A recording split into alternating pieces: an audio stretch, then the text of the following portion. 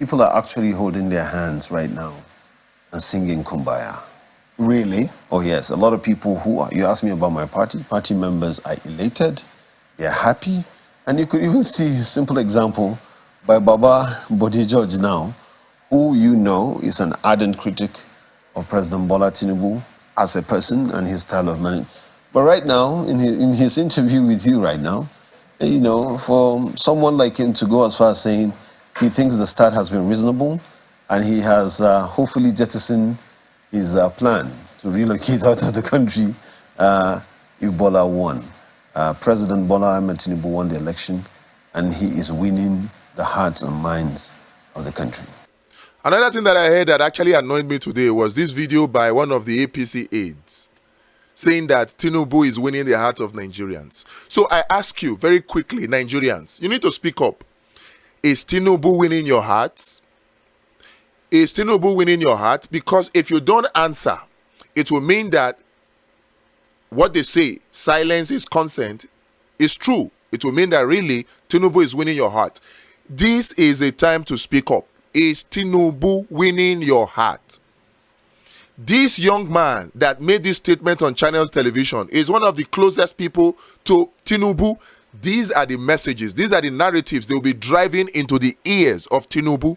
And if we allow these kind of statements to go unanswered, it will mean that it is true, because that's how Tinubu will see it.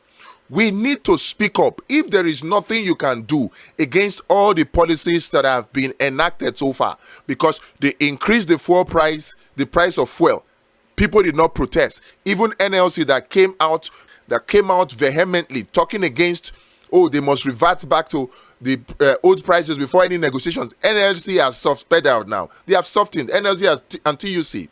Nobody protested. In fact, when it was Democracy Day, we called for protest. We got to the venue of the protest. It was even Tinubu people that were in the venue of the protest.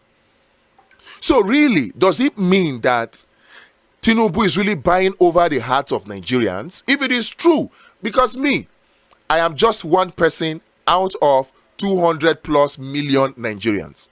If the majority of you have been won over by Tinubu, then of course I will be in the minority, and I don't care.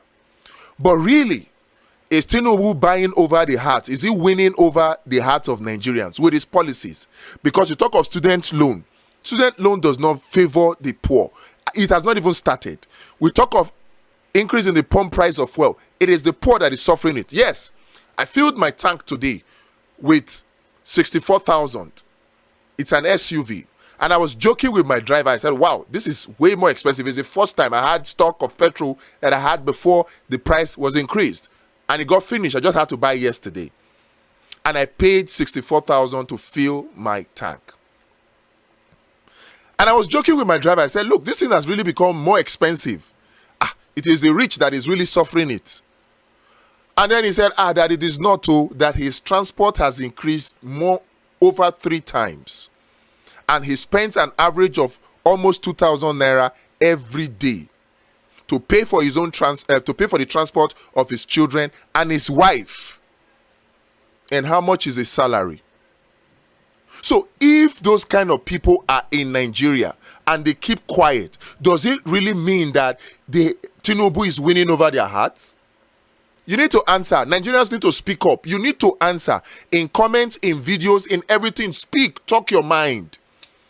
Don't let the narratives be sent to Tinubu that he is winning over the heart of Nigerians. Because if you let that happen, already we are seeing that the fuel price is increasing. It's going to increase more. You know, when they gave us this fuel price, it was 461 naira to a dollar.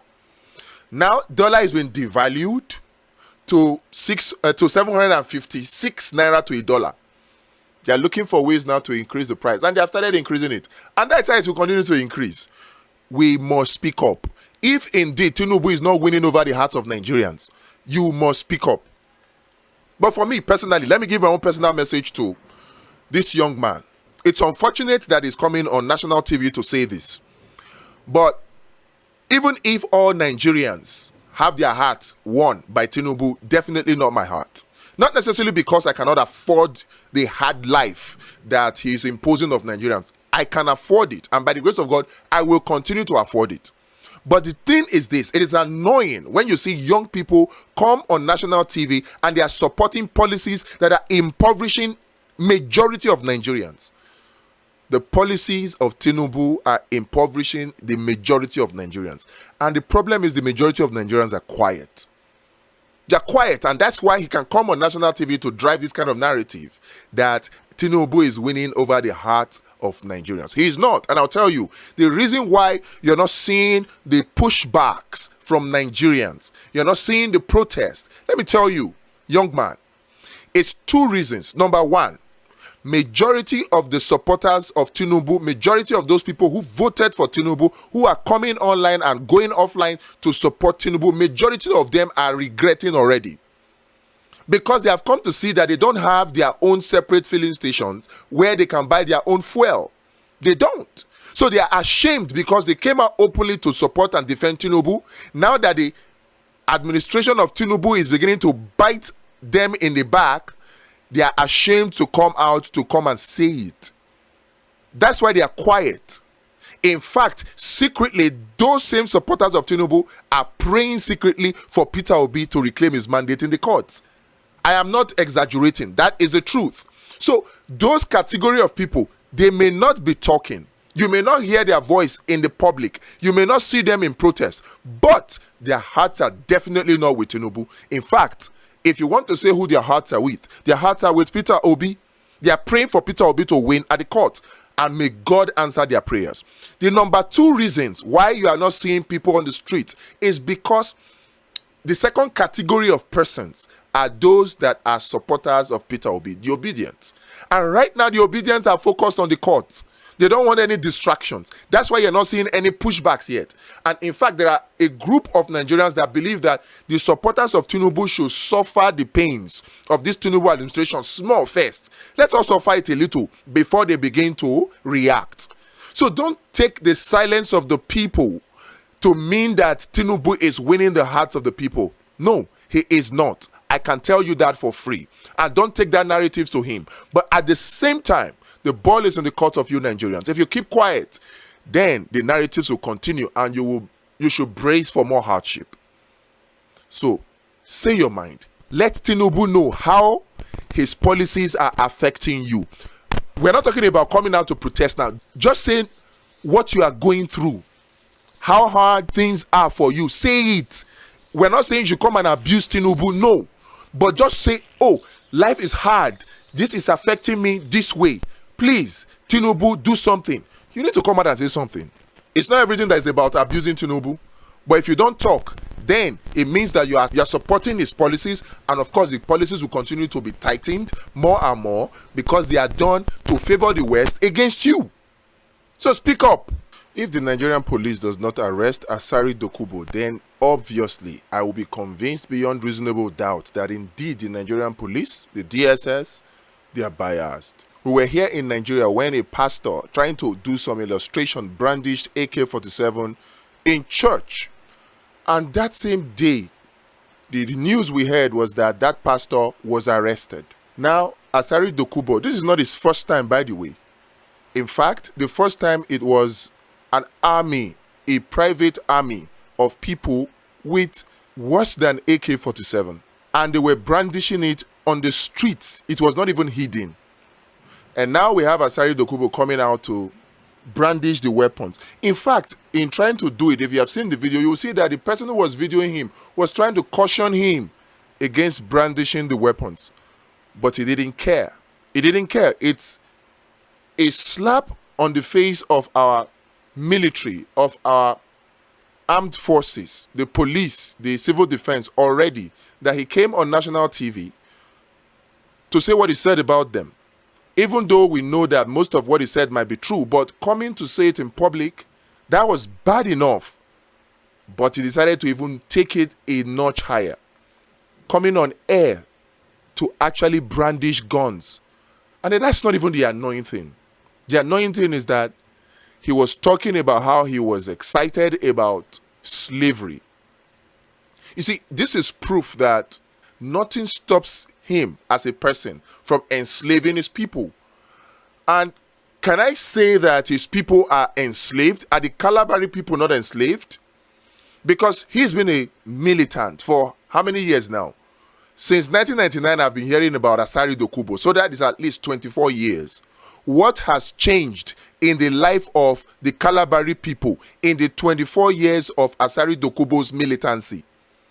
What has changed? Despite all the oil monies they get, despite all the pipeline contract money that they get, despite all the appeasement that they get from big political figures, what has changed in the life of the average Kalabari person, the average Niger Deltan?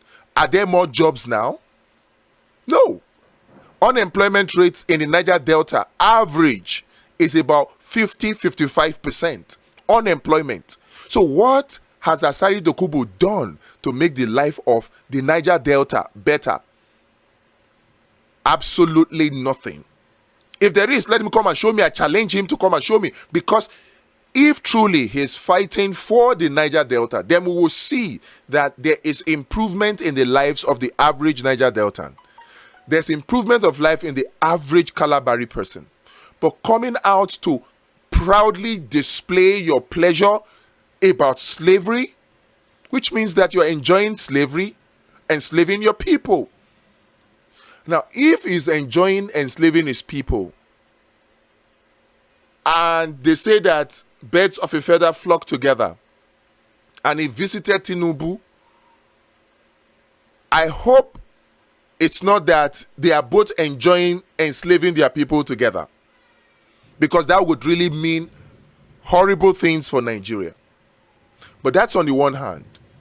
For him to brandish the guns, he has to come out to tell us who licensed him, because as far as I know, we were here when Governor Samuel Otom of Benue was begging the federal government for license for his own private security force to carry AK-47, and he was denied. That is a state government. So, who gave Asari Dokubo, a private citizen, the license to carry AK-47? And from the look of things, it is not even one. It is not one. He showed two, and from the noise in the background, you could hear that there were multiple AK-47s there. And this is the same person that visited Tinubu in Aso Rock. Come on. If the Nigerian armed forces, if the military, if the Nigerian police does not arrest Asari Dokubo, then I am going to sue them. I'm going to sue them. They should watch out for my suit. Because Nigeria is supposed to be a land of equal opportunity and equal rights. Nobody is more Nigerian than another Nigerian. And nobody should be threatening other Nigerians. This is pure hate speech. I was watching the video,